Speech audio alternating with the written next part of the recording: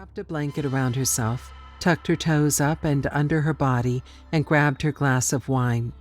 It was early enough in the year that mosquitoes weren't a problem yet, and late enough that the frogs were beginning to sing their evening love songs.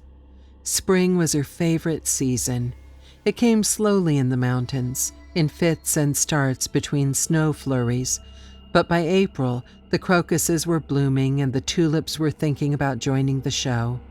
The days were longer now, although they wouldn't be at their longest when the sunlight lingered in the sky until well after 10. She took a sip of her wine.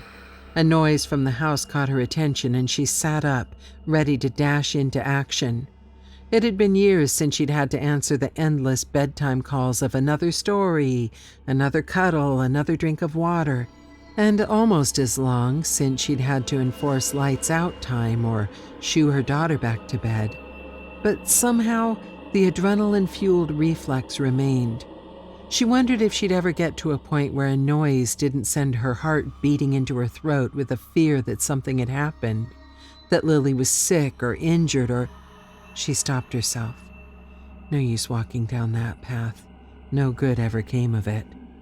When the noise didn't repeat itself, she relaxed back into her chair and had another sip of wine. "Is this seat taken?" Evie didn't look over, didn't look at him. "What are you doing here? I thought I made it clear that I wasn't interested." "You made it clear that you were involved with someone," he said, "but I have it on very good authority that the only person you live with is your child, and you haven't dated anyone seriously since she was born." Evie hoped he hadn't heard her sharp intake of breath. Did he know? Was he trying to push her to tell him? Should she tell him? "Guess it's pretty hard to keep a secret like that in a small town," she said. "But I didn't lie. I never said I was involved, just that I had someone in my life. We weren't married, but we lived together. No lies." "I have to admire that," he said. "It's not always easy lying with the truth." "Why are you here, Luke?" Evie asked. "I don't want to banter with you. You've been gone 11 years. I've moved on with my life, and there's no place for you in it." "Arrogant to assume I want back in your life," he said.